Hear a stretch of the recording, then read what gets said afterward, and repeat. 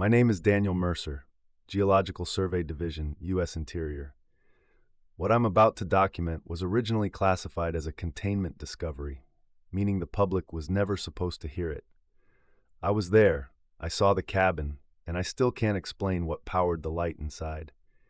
It began with a seismic event near Red Elk Ridge, Wyoming, an area of dry scrubland and abandoned coal shafts that haven't been touched since the 1950s. The tremor registered mild on the surface, maybe a 3.2, but it triggered a collapse in a series of undocumented caverns below federal land. When ground-penetrating radar came back with images suggesting a void structure nearly 6 miles down, we assumed it was a geological oddity, an ancient sink or magma tube. We were wrong. The mission was simple: descend through the borehole drilled after the quake, gather soil samples, and confirm if the cavity had formed naturally. We used a narrow lift cage designed for pressure stability and light cargo. Our team consisted of 4: myself, engineer Lyle Harper, field tech Marissa Cade, and geochemist Dr. Ewan Holt. At 5,821 feet, the instruments began fluctuating. Static interference corrupted comms.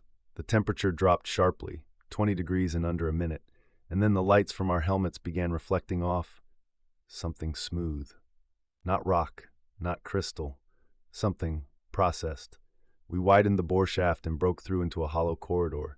The walls weren't stone, they were wood. I remember Lyle whispering, "That's paneling, like from the 1940s. He was right. We were standing in a hallway built with timber, 6 miles beneath solid rock.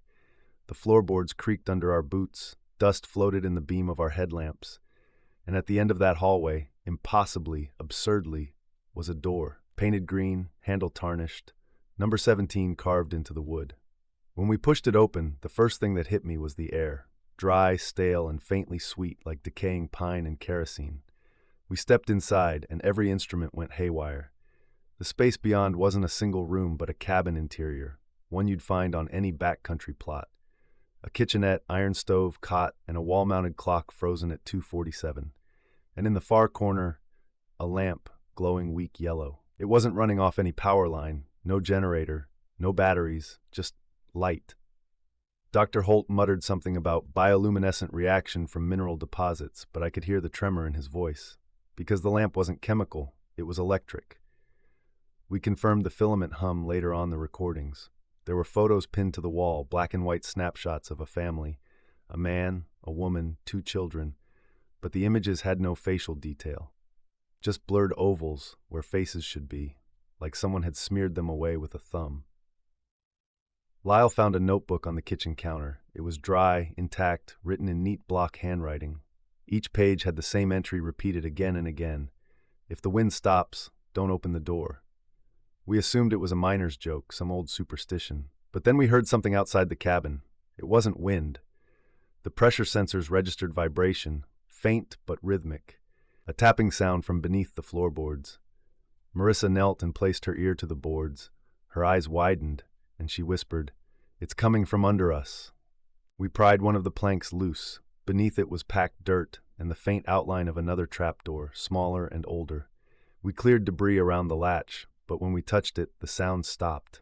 We recorded 19 seconds of silence, and then a voice, faint through the soil, saying, "Close the door." We froze. No comms link, no radio source.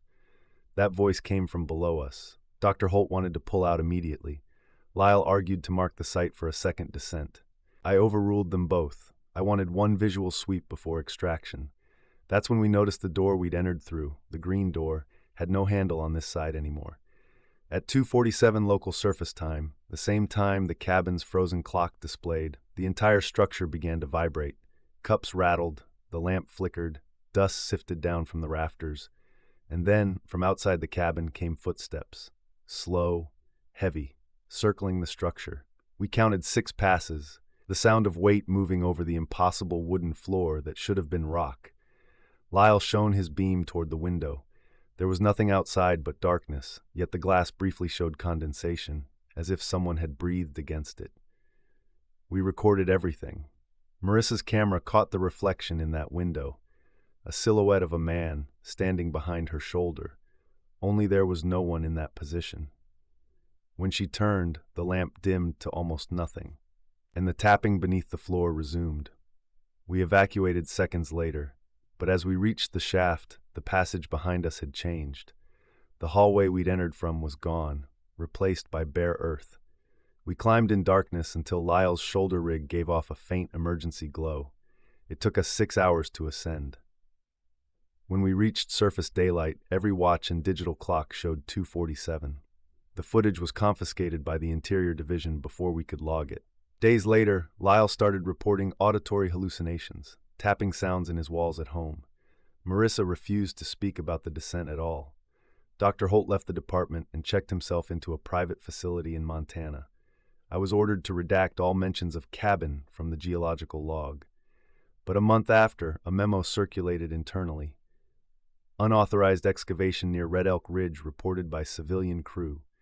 Object recovered at depth 5,800 feet. Wooden origin. Contained embedded carbon filament device still active. Handle with radiation protocol. That's when I realized they'd gone back down, without us. 2 weeks later, the crew that revisited the site never filed their return manifest. No bodies were found, but the borehole was sealed in concrete. Officially, unstable shaft collapse. Unofficially, they found the trapdoor. 5 months later, in June 2023, I received a package at my office. No return address. Inside was a single light bulb, wired to a portable socket, and a note, "It's still on." When I plugged it in, the filament glowed that same faint yellow. No power source, no heat, just light. I took it to lab control. The engineers couldn't explain it. They kept it in isolation storage under magnetometer scan. It still glows today. And in the light's reflection, when you angle the glass just right, there's something written inside the filament coil. If the wind stops, don't open the door. Weeks later, I returned to Red Elk Ridge on my own. The concrete seal was intact, the borehole markers stripped, but the ground felt wrong, hollow in places like the earth was breathing. At precisely 2:47 p.m., wind rose from the ridge and whistled across the rocks, a low moan that carried with it the smell of pine and kerosene. And for a few seconds I swore I could see light seeping from cracks in the soil, warm yellow, pulsing like a heartbeat. Then it stopped. Since then, the wind has never stopped entirely in that valley. Locals say if it ever does, if the air goes perfectly still, that's when the door below opens again. They don't build there anymore. No drilling, no mapping. Even the animals avoid the ridge. But sometimes satellite night scans pick up faint illumination 6 miles beneath the crust. A perfect rectangular signature, flickering like a lamp in a cabin window. And the timestamp always reads 0247. If you ever find yourself out near Red Elk Ridge and the wind dies suddenly, don't listen for the knock. Don't look for the light. Just leave it be. Because some places aren't buried by time, they're buried by design. This was the story of the cabin that shouldn't exist, and the light that never burned out. Subscribe to Hard Tells, where truth sinks deeper than the surface, and some discoveries never stop glowing.